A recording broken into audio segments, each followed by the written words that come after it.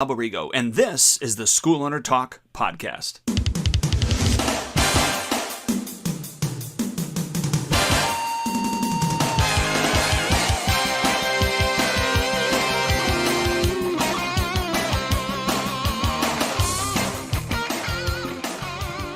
Hello again, Dwayne Brummett here with Ali Alberigo, SchoolOwnerTalk.com. Ali, good morning, sir.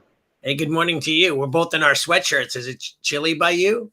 Well, yeah. So what is it? It's 39 degrees right now. But Here's the thing. So my wife and I were in a competition because we have not turned on our heat at all. Oh yeah, us either. Yeah.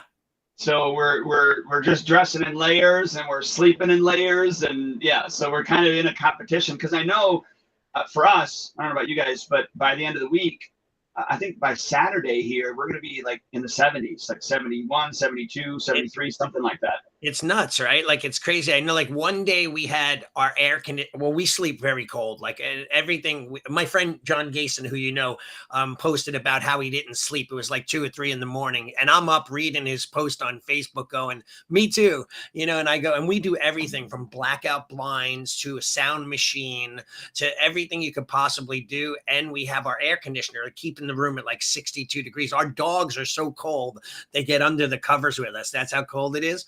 But the other day, our air conditioner was on so low that the heat kicked on from the air conditioner being so cold. That's funny. It was in our house. But yeah, it's crazy. Yeah, right now we're at 53 degrees and we're supposed to up this week. No, pretty much the whole week. It's probably going to be similar in temp. So we're getting down there.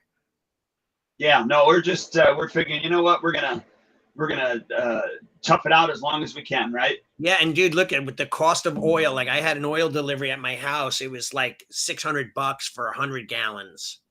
Wow, crazy. I can't imagine. Yeah, so we got ours is gas. With we got gas heat. Yeah, like, so I my building and my school. My building and school and my house are all oil still. So I mean, I could go through $6,000 in the winter, 7 to maybe more, 7 to 10,000 in the winter just to heat the building. So I'm that old man in the school. Shut the door. You're letting the heat out. I'm yelling at parents. They'll stand there with the door wide open, waiting for a kid who's like 150 feet away in the parking lot. Shut the door. I'm not like my mom and dad used to yell, we're not heating the neighborhood, like that kind of thing. Yes. Yeah. So funny, dude. Yeah. So yeah, we're both in sweatshirts, ready to go. I hate it that my pool got closed the other day. I'm depressed because that's my fortress of solitude, sitting outside by the pool in the sun, floating around on the floats with my wife. So now we don't have that anymore. Wow, it took you a little while to get that pool closed, man. I closed mine a couple of weeks ago. We wait. Well, we just got it closed on Saturday because I'll wait as long as I can because we don't have a huge amount of leaves in our yard or trees. So we keep it open. The waterfall's still going. You hear it, it looks nice, but now it's like, I don't even want to look in the backyard, the big black cover, and it's crazy, right? It's insane. But so we're on today and we're like, hey, why don't we just chat? And I hope people find an interest in this kind of thing, with just hearing us talk. But, so what's going on with you? Like, any struggles at this moment in your life as far as the school goes and things like that? Any headaches or things that you have going on? And I know I have a few. And so what's going on? Well, I will say we sold out both of our zombie Nerf War nights. That's outstanding. So 25 people each night. So a total of 50 people. And all in all, it'll, with both nights combined, will gross about $1,000. Awesome. Very cool. So that was beneficial. We also, next month, I'm almost sold out already with this, is we're doing a ninja obstacle course for 3 and 4 year olds and 5 and 6 year olds. That's awesome. And so we are close to almost being sold out with the ninja obstacle course. That's outstanding. So you do different like demographics in your school. Like, by the way, I was working with a client the other day and it was a little bit hard for them to grasp. And I don't know if other school owners are aware or do this, is that we segregate our lists, right? So for instance, I have Little Warriors, 2 to 4 year olds, Mighty Warriors, 5 to 7, Elite Youth from 8 to 12, and then 13 and up is my next group. So I have 4 tags on Spark. which people who don't own Spark maybe don't have this availability, but I'm able to just pull up Little Warriors and it'll pull up every one of my Little Warriors and I could send them an email, or I could have I have a general tag for all active members. So it's a snowstorm, boom, active members, classes are closed. So you have different lists that you're hitting, or different age demographics for these different events, or are they crossing over too? No. Yeah, absolutely. So even with our Zombie Nerf Wars, we have the first one that we're doing is this Friday, and that's for 6 to 9 year olds. And then the following Friday is 10 to 14 year olds. Wow. And by the way, that's an untapped market. Like, I just had another one of my clients doing a Halloween party, and they're only doing like 7 to 11. And we had a big conversation about how you're kind of limiting so like, say you have 100 students and the age groups from 7 to 11, let's say you have 30. So you only have 30 to pull from, right, at that point, because you limited yourself based on the age demographic. So, but you need to do that in your school because you have enough, and it'll be crowded if you combined age groups, right? Yeah, and I don't want 14-year-olds shooting Nerf guns at 6-year-olds. Right. I mean, that makes total sense.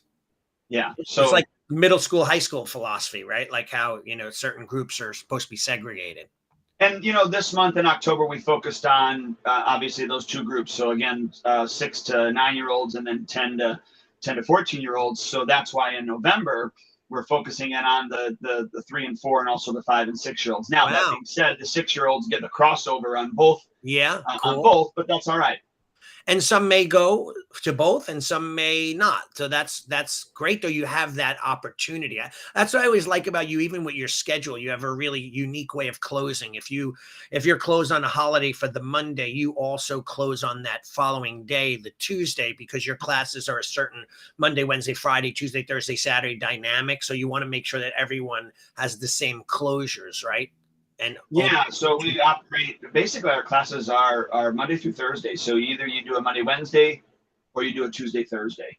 And so a lot of holidays are obviously on Mondays. So if we were to close on all those holidays, but not close on those, the Tuesday after, then the people that come Tuesday, Thursday get more classes. Right. So of course we just close. And the same thing with Thanksgiving, because Thanksgiving falls on a Thursday. We also close Wednesday. So that the Monday, Wednesday people aren't getting an extra day. And no one ever complains, like, why are you getting on a Wednesday for it? It's like, it's the holidays tomorrow, like never, ever bickering or complaining. No, but I've learned, I had to learn to pre-frame everyone, in the sign-up process about, the amount of closings that we have, what our tuition is based upon. Our tuition is based upon a 46-week year, not a 52-week year. We just spread out the payments over 52 weeks to make it easier. So that's your onboarding. When people join, you're already spilling it all out, putting it all out on the table, so to speak. This is what we're doing, and that's it. Yeah, and I let them know that we are going to be closed, and that you often is the time that people say, oh, well, I'm still paying even though you're closed. Yes, you're still paying even though we're closed, because the tuition is, based on a 46-week year, not a 52-week year. And we just spread it out over 52 weeks to make it easier for you and for us, because it would be a logistic nightmare to charge you $50 on one week, $39 the next week, nothing on the other week. Like that would be horrible. Right. So. Yeah. And you know what? We are probably in our industry is the most consistent. We're always open. It's 365 days a year, technically. I mean, the full year we're open. Other sports are just little, small little quarters of whatever that sport may be, and so on and so forth. So we're open way more than most other activities. Well, and that's why you probably get this a lot too. All of us, I think, when's the next session start? Right. Always.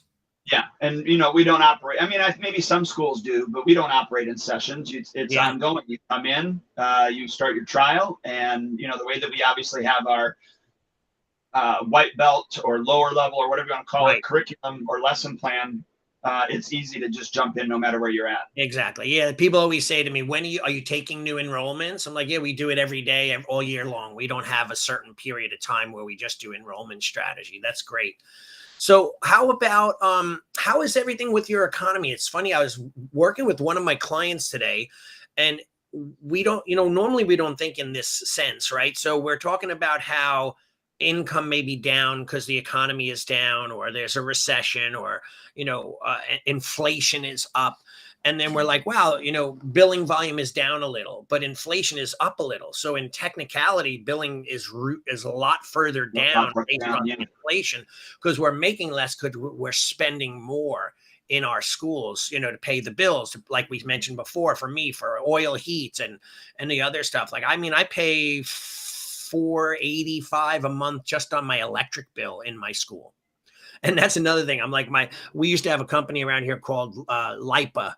And that was our electric company. And my mom would always say, what do I support, LIPA? Like, we'd leave the lights on in every room. So I find myself, I'm becoming my parents. I'm walking around going, I'm grumbling, and my instructors are laughing. I'm going, another damn light is left on, like closet lights, bathroom lights, whatever rooms that aren't even people are in, our lounge lights are left on. I'm like, can't we just shut it all down, guys? Can't you just turn the switch off?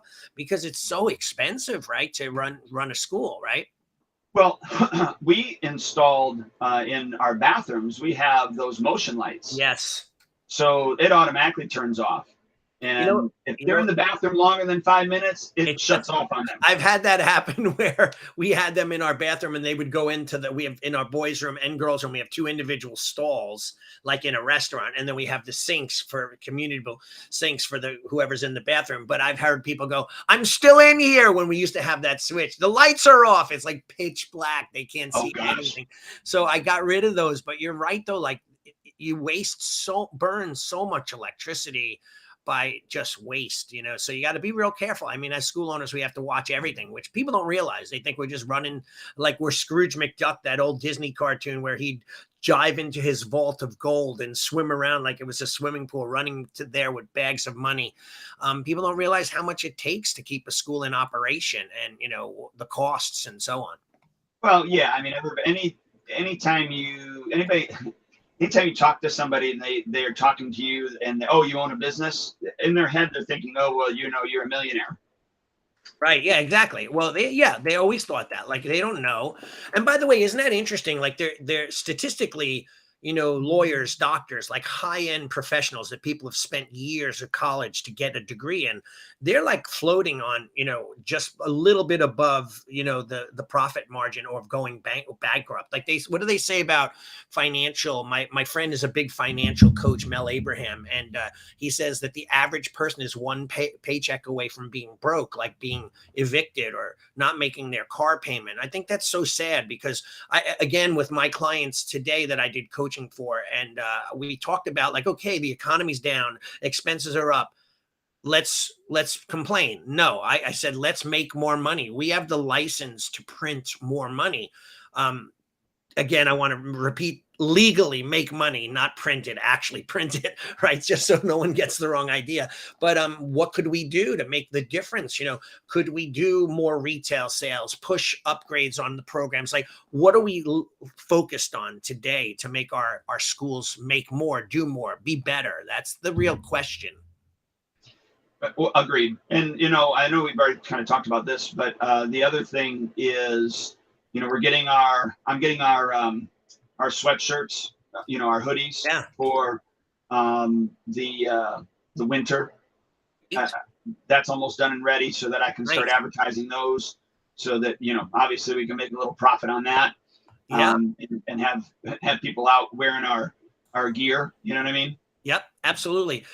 In fact, again, back to the whole client thing. I was talking to a client. He's like, I'm going to take money out of my savings. I'm going to invest in a bunch of jackets and sweatshirts. And I'm like, no, don't do it. Like, even yourself, Dwayne, right? You made a checkout page. You had an order. You pre-sell everything. You pre-sell everything. We don't have to lay out. With our advantage of having Spark, you could literally sign up, pay on your account, choose and pick the size and the color and the style if you have a few different varieties. And that's what I did last time. I forget what it was. I literally sold out of whatever the item was. And then I was able to take my list and then go to my printer and say, make these specific sizes and these quantities. and boom, I didn't lay out a penny. In fact, the profit was already in my account before I even delivered the product. So the reason why I suggest that, there are some staple items that we probably should stock, some uniforms when people need them, or shirts if that's a staple item, but you don't have to invest a fortune these days in inventory that literally just sits on the shelf and deteriorates financially by sitting. Yeah, I pre-sell everything. I obviously, I have uniforms and T-shirts that are stapled items on hand. Totally agree. Yeah. With any of my apparel sales like this, like just take the hoodies for instance, I do buy about 3, 4, 5 extra in each size, just in case somebody has a size and they go, oh man, this small should be medium, right? That type of thing. Yeah. And then once all of them are handed out, then I put them out to sell to anybody else that didn't get it. But I make sure that the people that bought them on the pre-sale get the pick of the litter, meaning like if they need to trade one, like I said before. Right. Yeah. And another client of mine just did a hoodie sweatshirt order, and somehow they made some mistakes. They ordered like 6 or 8 extra by accident. I said, that's okay. Once they come in, just like you said, see if everyone has the correct size. And then once they do, then go back to the people that may have inquired too late though, and didn't put in the order. And just, I guarantee, boom, you'll sell out of those, last minute, especially during the holidays, Christmas crunch, what can I buy kind of thing, like running around. I just need another box to fill or to give out a gift. So a lot of and even if you're using the shopping cart like we do through Spark, if it's, if you have items like an amount in there and the amount runs out, then you could just do that when the sale is done. Then they can put their information in, because there's that, hey, I want to be notified when this is available. Right. Yeah, that's great. I love that option on Spark. So in our checkout page, we could set a limit, 12 people for the Halloween party, and anybody who doesn't make it in time gets put on a list to be notified, which is you can even do that with apparel. So what I mean by that is, after, let's say it ended today, right? So tomorrow morning I go in and I just make all of those opportunities zeros. Right. And then they can inquire about and put themselves on a list. Yeah. And that creates that list. So like you said, when I have extra after everybody's been, handed their stuff, then I can approach them and say, hey, by the way, we did get a few extra. I noticed that you were on the list and wanted to be notified. And then those are the individuals that we, of course, go to first, right? And give them that opportunity before we even hang them out. In our lobby. Yeah, and you know what? Urgencies selling is important, because nowadays, I always remember people waiting to the very, very last minute on everything. And then I'm waiting to place my orders, and, it gets closer to the holidays, and then maybe those items are now not available. So I always have those cutoff dates. You have up until this date to buy such and such a product, so that it becomes, an urgency sell. And it's better for us, to do it that way. One of my old friends, it still is on here, he's making a lot of comments that are, he runs a school, very old school martial artist. And he was saying that I find that the fear of not getting their shirt trinket is a big driving force in getting people to order. Our sales jumped way up when we started doing pre-orders. Yeah. So that was Larry Kuman. Sorry. He's a good friend of mine too, or a friend of mine from a long time ago. But also Concho, Terry Macron, he says, I don't agree with chasing money. Focus on the unity, encourage schools to invest in their people, bring them together, combine efforts, set awareness at higher levels. Yeah, I agree with that too. I don't know if it's pertinent to our conversation at the moment, but at the same time. I'm just curious if he is hearing us saying that we're chasing money, and that could be where he's coming from, is that we're talking about chasing money. I don't know what he exactly meant, but that's the way that I'm reading that into that. Yeah. Well, let's see if he's still listening. Let's see what his opinion is on that. And but yeah, I love the fact that now's the time, right? It's October, November, December. We close out the year, and again, a lot of my clients are just waiting for the year to finish, thinking like, okay, next year will be better when the new people get elected, when the economy eventually flips and turns. And what I've found is that most millionaires have been made or billionaires have been made in a downed economy. And when I say a downed economy, I don't necessarily think that economy has to affect everyone. You know what I mean? Like when they say economy, it's a wide, it's masses of people and they average out what's happening. So like what I had said to my clients, I said, yeah, like if you're down 10%, find a way to be up 15. What could we do better or more of? Could we market harder? Could we, ask for referrals more aggressively from our clientele? Could we, be really focused on certain things like holiday sales? And, we don't have to invest a fortune in inventory like a lot of people used to do and lay out tables and do a one-day sale. I sell retail all year long. It's tied into my curriculum, but I focus on it during the holidays more so that people are like, yeah, we'll get grandma to buy the next belt level stuff, or we'll get, grandpa and grandma to buy a new uniform or pay some money in tuition or upgrade them to the black belt club or leadership team.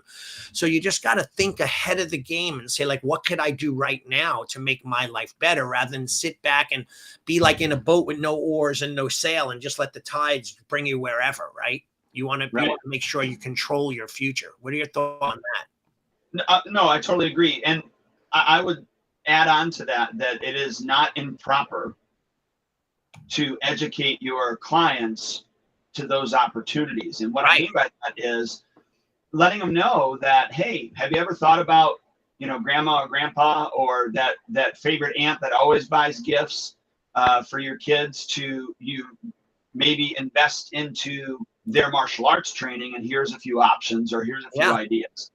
Because what I found is most of our clients don't think of those things. They don't. You're right.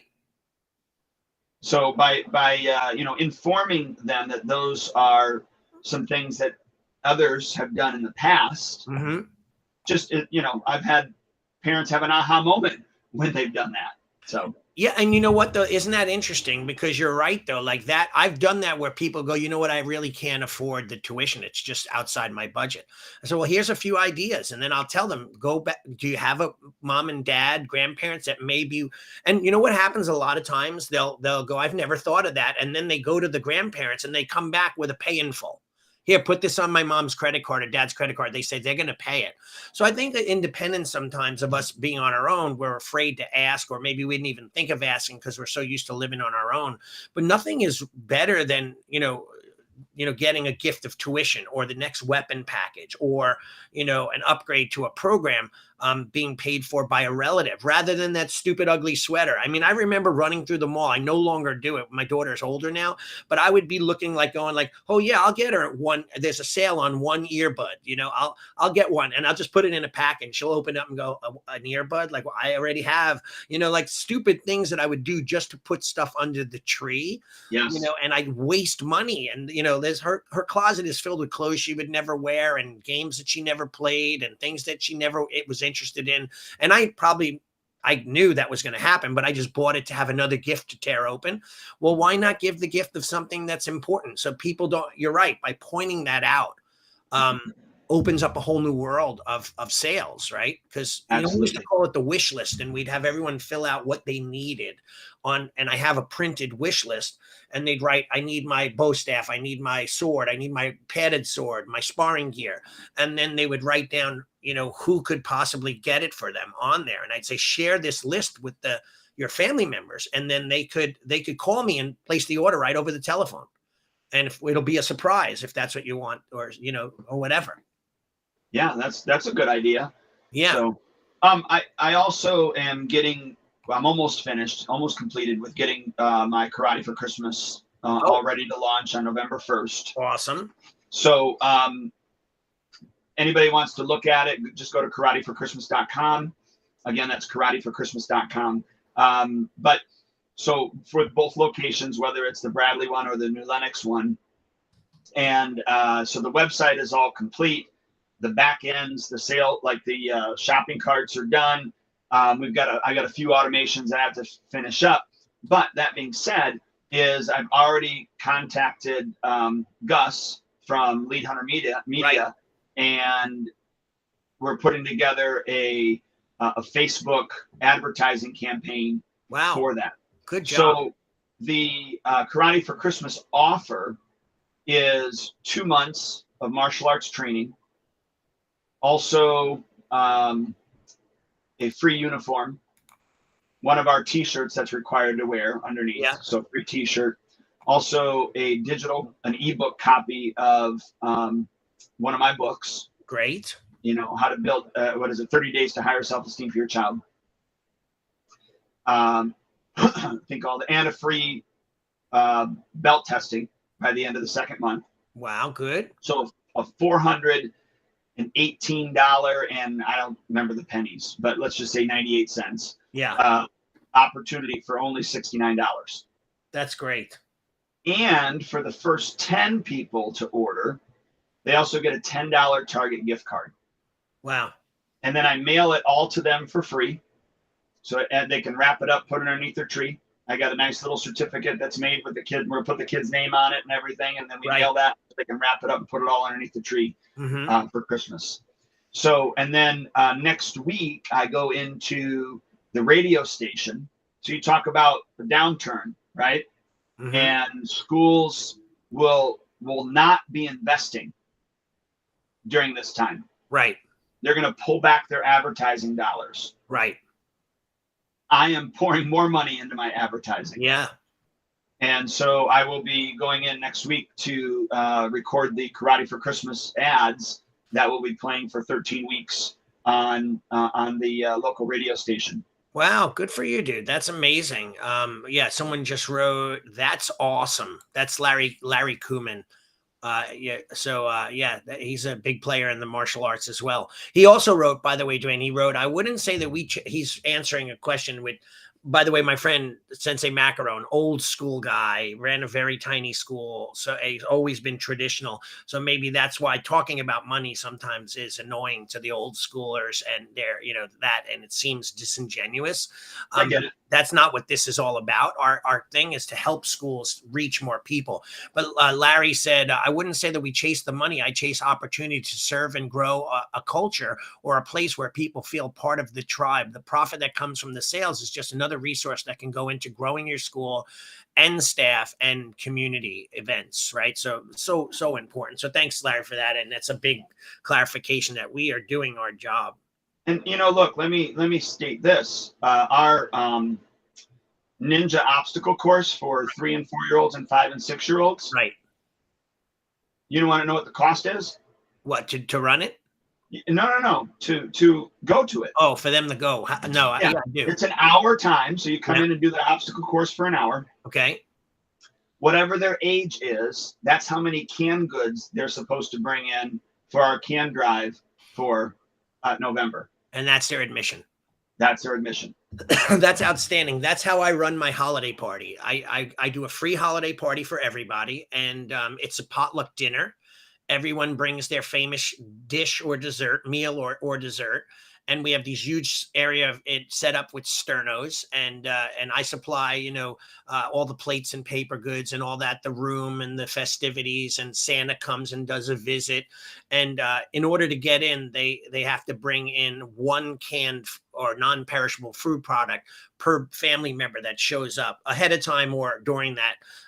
And we raise huge amounts of food for the local soup kitchen, and we've been doing it for years and years and years. So it's a great feeling, and people are part. And by the way, I've found stuff, dude, in there like a candy bar wrapper from like Nestle's that was like, they must have had it in the back of their cabinet for like 40 years, like it's vintage. I'm like, I wonder if this is actually still edible, things like that. But people will clear their cabinets. I say go through the products that you thought you were going to eat but you never did, and donate. And it's incredible. And we have a great turnout. And by the way, check this out.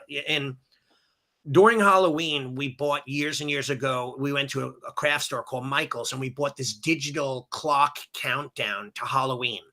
So it's this big pumpkin with a witch riding on top of it. And we put it on an easel, and it has the days to Halloween. But for us, it's the days to our Halloween party. So we count down to the Halloween party. Now, what we did was I wanted to get one for Christmas.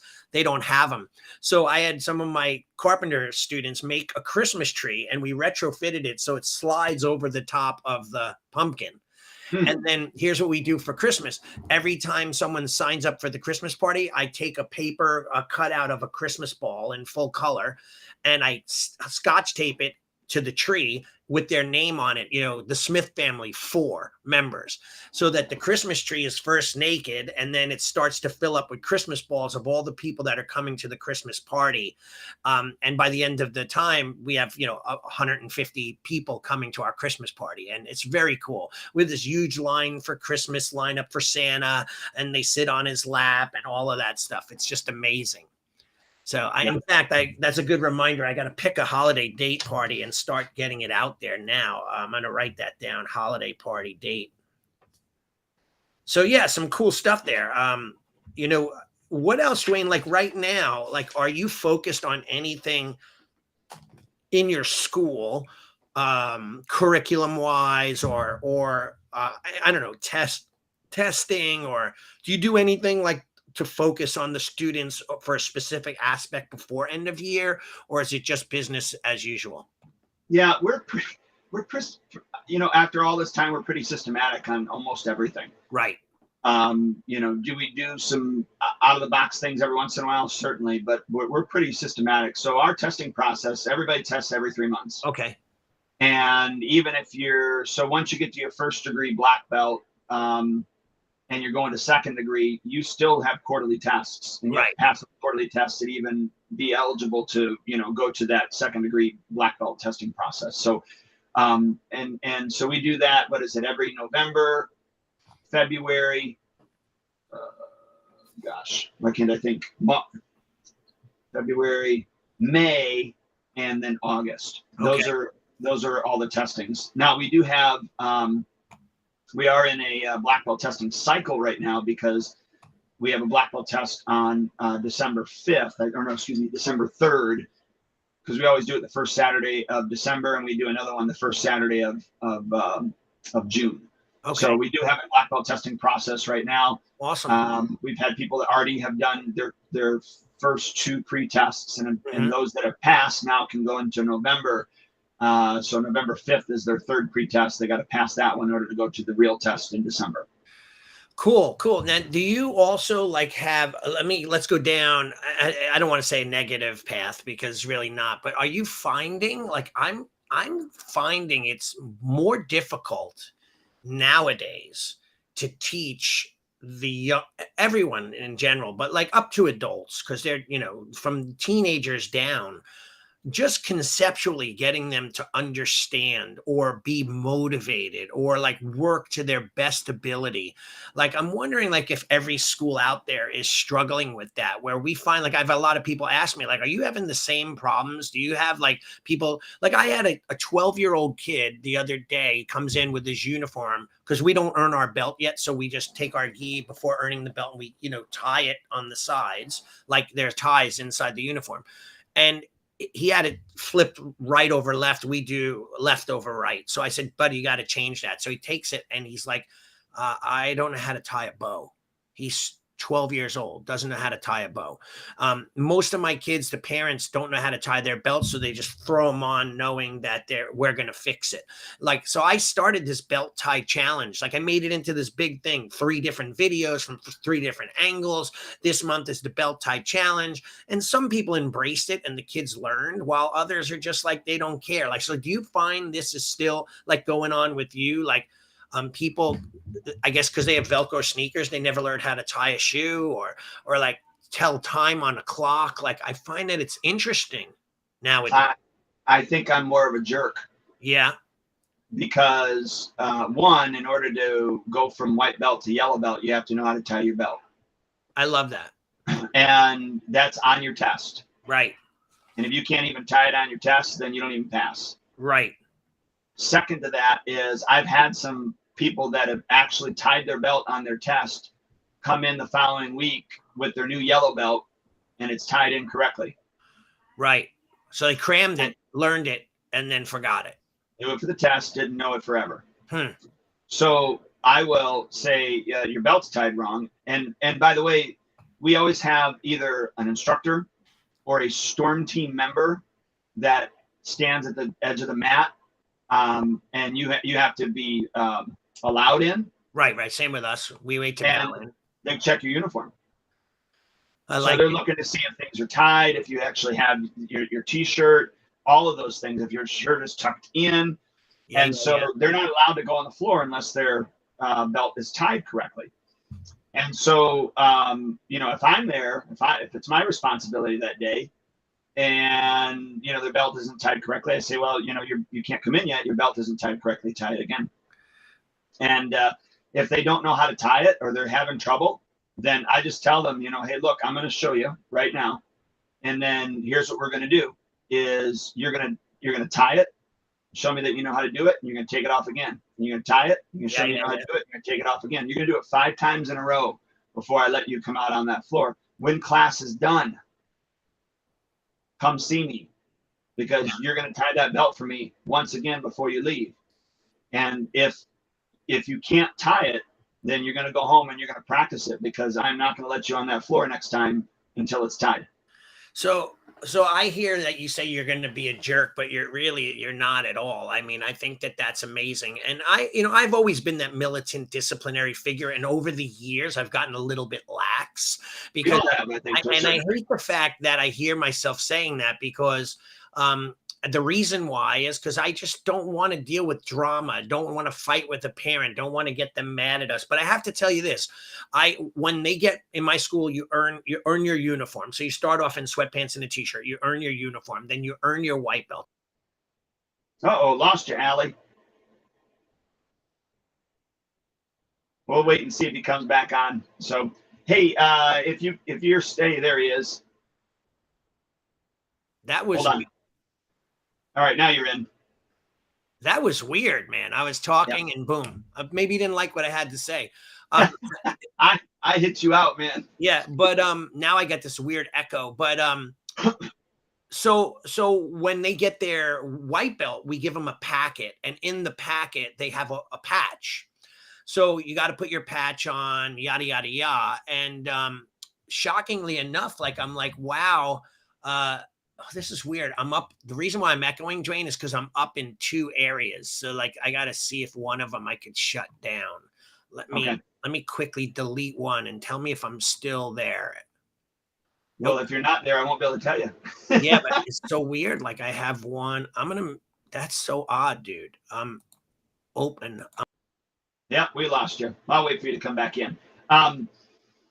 So, look, I've even had parents, just so that you know, I've had parents that I've done that with, and they would, say, well, I tied Johnny's belt for them. And, I just let them know that, look, Johnny needs to know how to tie his or her own belt. Right. And, so even if the parent says, oh, I'm the one that tied it, I just let them know I understand that, but it's their responsibility. So you need to let them. I was going to say, I love your saying, when a mom says, oh, I'm sorry, it's my fault they don't have their uniform. And you would say, it may be your fault, but it's his responsibility. Right. So, but what I was going to say too, is when I would give them their patches, some of them would just never, ever put them on, and then, so I got to the point where I wrote a list of all the people who didn't have patches. Then I would go around in class and say, you don't have a patch. You don't have a patch. And people would be very nonchalant, whether they put it on or not. So then, you know what I said? If you don't have your patch on by the end of the week, you can no longer come to class. You know what happened? Everyone's got their patches. I have 3 stragglers that I'm going to actually have to shut down and say, you can't do class without a patch.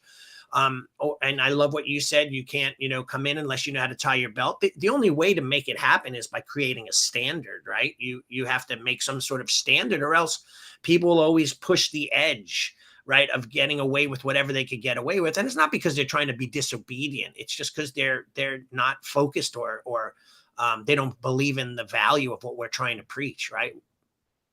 Yeah, no, I agree. And I think that it will, when you create that standard and you follow through with it, it will actually attract the people that you want. Right. And it will push away the people that you don't want. Right. So I think the standard is actually a good thing, even though it is a hard thing sometimes. Right. And I think there's an integrity part to that even when maybe people that don't get it or are angry about it or wish you'd be more flexible or whatever. I don't think they can argue the integrity piece. Right. Does that kind of make sense? It does, but it's funny. We were just talking about this at breakfast, and I had a student who was a New York Jet. Not the student, the parent. And he ended up hating me because like he would show up missing shirt, missing uniform for the kid, missing belt, no socks.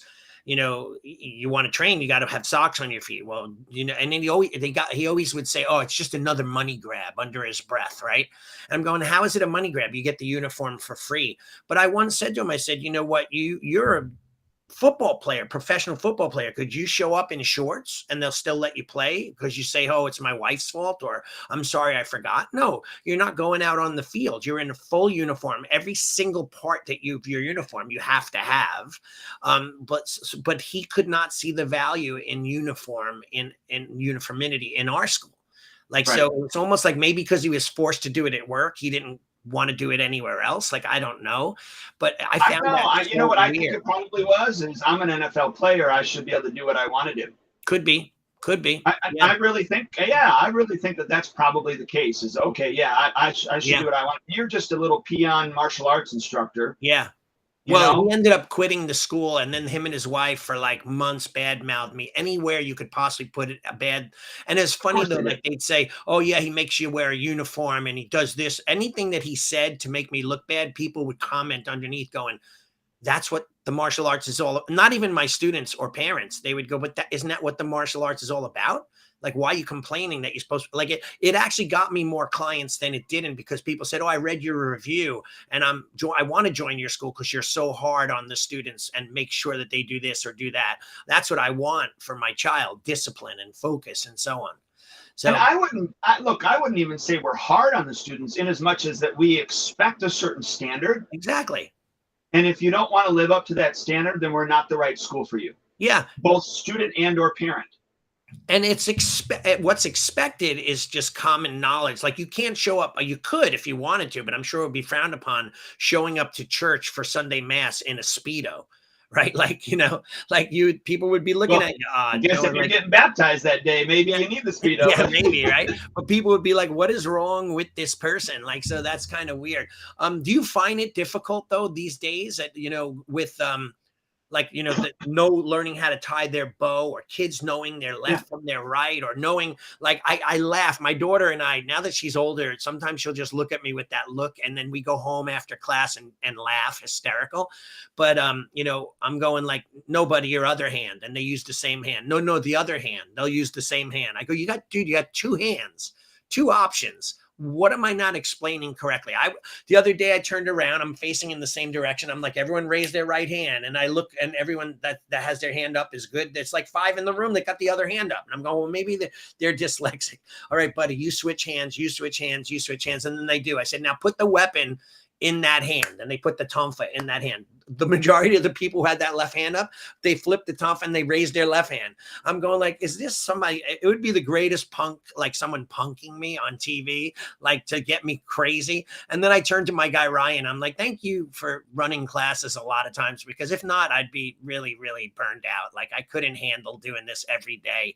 Like, I wonder, like, what is going on? Is it that lack of, I know what it is. It's lack of teaching them from an early age these little basic functions that turn into major functions in the world. It's all the screen time that they're doing. Could it be though? Like, I think that, I don't know. Why would you? But look, when you and your wife go out to eat, right? Yeah. Do you ever frequent a place or go to a place that there are kids? Yeah, all the time. What do you see the kids have? It's a shame. They're all iPads. Parents set the iPads up in front of the kids, right? And then that way they could have a peaceful dinner and their kids are entertained and kept quiet, right? Is that what you see? Absolutely. It's insane. Absolutely. And the kids don't know how to sit still unless they got an iPad in front of them. Right. They don't know how to interact with anyone. Right. Because they've not learned social norms or even social skills. Yeah. It used to be when we went out to eat, you sat. Right. And if you had nothing to do, you sat. Yeah. And if it was a type of place that actually had crayons and you could draw on their table mat or whatever, like the little placemat, and do that's what you did. Right. And it's funny, like I also remember when I raised my daughter, and she never did it, but if she ever was going to cry or yell or scream, I would pick her up and remove her from the restaurant until she calmed down. I've gone to restaurants where parents are literally talking to each other while the kids are screaming, and they're as if they were at their own home, ignoring them and just doing their dinner thing together. And I'm going like, what is going on here? Do they not realize that the rest of the people at the restaurant didn't come here to hear a screaming kid? Take them out, get control, bring them back, or explain to them why they shouldn't act like that. I call that digital babysitting, by the way. That's what people do. They babysit digitally by putting up an iPad, giving them a phone. Here's my phone. Be quiet while I talk to the man. Here's my, get on your iPad. I mean, it's kind of scary, but is that stunting people's smart, intelligence? Like, is that you smart devices make you dumb? Absolutely. Smart devices make you dumb. They really do. I'm amazed. I'm amazed at how, that old saying, common sense is not so common. Like, I look at people, I'm going, okay, we're going to walk to the other side of the room. Okay, we do. Then I go, we're going to step one foot after the other. And I sing that Christmas song. You remember, put one foot in front, and people don't know what I'm talking about. But then, then I'll go, okay, ready, step and punch. Step and punch. All of a sudden you change the verbiage, and now their one hand's in the air, their foot's off the ground. People are tripping over their own feet. And you go like, what has happened to our world where this common sense is not so common? So yesterday I had a martial arts field trip, and for those of you that don't know, prior to the pandemic, I've been doing these for a long time, and they are very, very valuable. But this is where schools, teachers sign up, and they bring in usually 2 or 3 classrooms at a time. They bus them to my school. Right. Now with Spark, we actually create an online sign up sheet for them to be able to fill out the waiver and the whole deal. So like yesterday, I only had 4 people that had done the printed sheet that we normally used to use, and then we'd have to type them all in and yada yada yada. So anyways, long story short, in one of my speeches that I do in that martial arts field trip, because it's a character development field trip, I utilize a clock. Well, we did a big remodel, and I don't have an analog clock in my school anymore. Everything's digital. So I said, hey guys, imagine that there was a clock behind me, and you have all the numbers 1 through all the way through 12, right? Who's ever seen a clock like that before? I kid you not, only like 1/3 raised their hand. And I go, you guys all have seen those, because in your classroom, and I looked at one of the teachers, she's like, yes. I go, in your classroom, you have a clock that's just like that. Yeah. And one of the kids, she opened her mouth a lot. That nice kid, but she was just always had something to say. And she goes, but I don't know how to tell time on those. Right. Guess what grade that was? 6th. That came in. 4th graders. Wow. Even 6th graders, I wouldn't be surprised. 4th graders. Now they were well behaved. We had a blast. Obviously with my follow-up system, we're hopefully going to get some people from this, yada, yada, yada. But I mean, come on. Yeah, Rick Kellerman just wrote, he wrote, when I was a toddler, I had a toy shoe, which taught me how to tie my shoes. I had a toy clock, which taught me how to tell time. Now I recently had to teach an 11-year-old how to tie his shoes. And you know what, that's true though. So, but here's the thing. It's sad. It is sad, but with the exception of parents not having to take time and the shoe untie. So they're like, hey, just make Velcro on the shoes. It's easy. Zip, zip, it's off. Zip, zip, it's on. Kids could do it themselves. Make my life easy by doing Velcro, right? But it doesn't make their life easier later on in life when they can't tie a bow or can't tell time. I mean, I once had my one of my attorneys, my student who turned into my attorney, when he was a young teen. He's like, I can't tell a regular clock. I need to see it digitally on, like, the time signature, 12:02. I'm like, wow, dude, you need to learn this. It's like, you're not a stupid person. You could do it. Of course, he became an attorney and he went through it. I don't know if he could still tell time.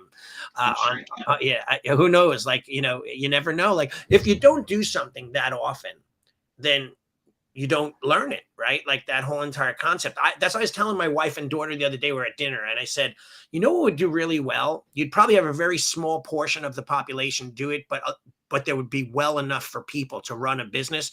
Common sense training, awareness training, and just basic functionality in the real world. Like, could go from anywhere from tying your shoe to being disciplined, waking up with an alarm clock, to being able to do your homework and learn how to set goals and time management and time skills, things that they don't have the time to do in regular school. So it would be pretty cool to have. I bet you parents would do at least a 6-week to 8-week course to get their kids to really learn the basic social skills and benefits of being in the real world. So, funny thing is, yesterday I posted it yesterday. I wrote it a while ago, but 5 essential life skills to teach your kids. Right. And it's tips from your local karate school. Oh, and cool. Tip number 1 is how to handle money. Wow. Tip number 2 is how to be responsible for their actions and decisions. Yeah, I love that. Tip number 3 is how to deal with difficult situations and emotions. Mm-hmm. Tip number 4 is how to get along with others and work together. Right. And then tip number 5 is how to stay mentally and physically healthy. Right. And those are the 5 tips. So where's that on your Facebook page? If you go to tristarkarate.com and then you click on blog, it's the latest blog post. And a video blog or written? It's written. I gotta capture that and post a link on my Facebook page or from my school. Okay. So Larry Kuman said, I think the lack of educating our youth of simple life skills is a result of shrinking attention span and awareness of what's going on around them. But it provides an opportunity for observant instructors to add those skills into their classes. It's so true. I mean, I do that common sense kind of training, and sometimes we make jokes about it, but my ultimate goal, physically, martial art wise, is to teach people to be prepared for a God forbid situation where someone attacks them so that they know what to do and they can immediately respond and react. That's no different than to be able to think through dangerous situations that are, potentially bad. Like, hey, come over here. I want to talk to you. Your cat is over here. Like kids, making bad decisions because people lure them in or do things. So we need to teach more of that. The only problem I think is that sometimes that parents they're so caught up in the day-to-day that they don't have enough time to sit down and focus on these things. So they don't realize that they're actually even lacking in those departments, right? Because they believe like school is going to teach them, because that's what prepares you for the real world. And, to some extent it does, but it's more about education than anything else. So I think that parents, that's why martial arts is essential. I mean, you'll learn how to play a sport. You'll learn how to be coordinated. You'll learn how to be competitive. You'll learn how to be an athlete, but it doesn't teach them how to sort out their emotion and their anger and all this stuff and focus and control and pay attention to yada, yada, yada, right? No, I actually think what I learned in school was quite valuable, but what I learned outside of school was even more valuable. Right. And it's not against any teachers. Look, I mean, or even education, but the fact that there were so many other things that I learned on the baseball field, playing with my friends. Yeah. On the block, like handling those confrontations, navigating those things, getting in fights and how to make up. I mean, there's just so many things that happened outside of school. I mean, don't get me wrong. There were things that happened inside of school too. Not that I didn't get in fights in school, but yeah, there are certain things in school that I did learn as well. But there's so many life skills that have to happen in the home or in our case, in the karate school that have to be supported in the home Right. as well. And I don't understand as a parent why we're not looking at ourselves as instructors to Yeah. train up this child or these children so that they can go into the real world as if when they're a child, they're not already in the real world, because they are. I agree. I'm looking at your link right now. I shared the link. Someone wrote the blue font doesn't show up on the black background. Can't read your comment. I don't know what that means. But anyway, I went on the link and it's basically your website, right? So Bradley New, and then that link that you shared, it's not the actual link to the article. It's a link to the actual website. No, it's the link to the article. Where is the article? It's the link I sent you. Okay, that's weird because I just put it in. Or maybe I'm missing the whole link. That's okay. I'm going to check that out and make sure I fix it. No, I wrote tristarkarate.com/5essential skills. And it brings me to your link. You tried to go to outside Facebook, or maybe it's blocking it. Anyway, I'll figure it out and then I'll repost to make sure it's working. But I agree with you, Dwayne. And we're running. I put it in our group. What's that? I put it underneath the. Yeah, I saw that. You put it in there in Facebook, and it's just not letting me click onto it. So I'll go back and check it out. But I hate the new Facebook algorithm where I have different multiple pages, and I have to always switch in and out of who's viewing the page, and I can only view certain pages as an individual, other pages as a business. It's just so annoying when they do things like that. And it made my life twice as difficult to be able to post all of our pages and stuff like that. But anyway, we're out of time, which is crazy. And everyone, we had so many comments on this. Like people, we've had, we're almost at 30 comments and so much great response from people. And everyone really liked this call. I think we should do more of these, Dwayne. It doesn't necessarily always have to be a topic. It could be a multitude of topics. So the last comment that was written was...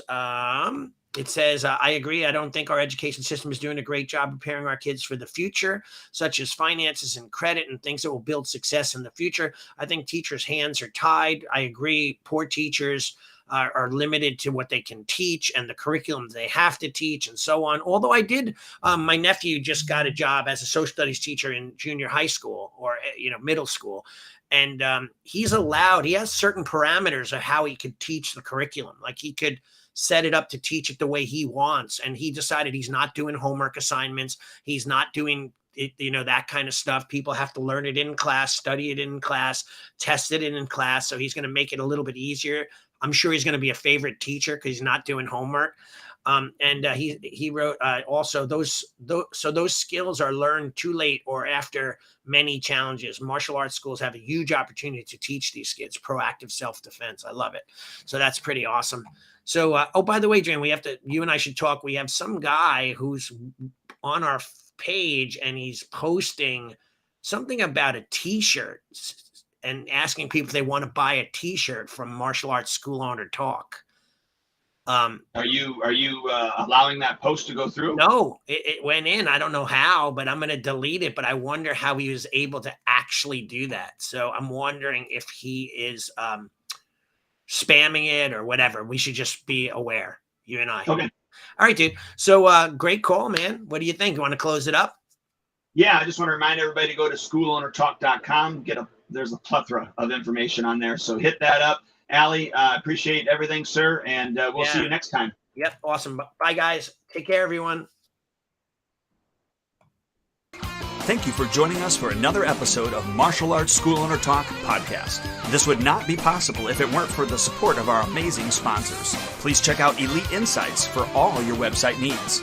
LeadHunterMedia.com, your online digital marketer and content provider. Academy Kings BJJ Growth Consulting and Management Group at GrowMyAcademy.com. SparkMembership.com, hands down the best martial arts software for school owner management on the planet. GetKarateStudents.com, a martial arts growth consulting company for all your systems. AddHealthCoaching.com, helping school owners create a whole nother revenue stream for their school.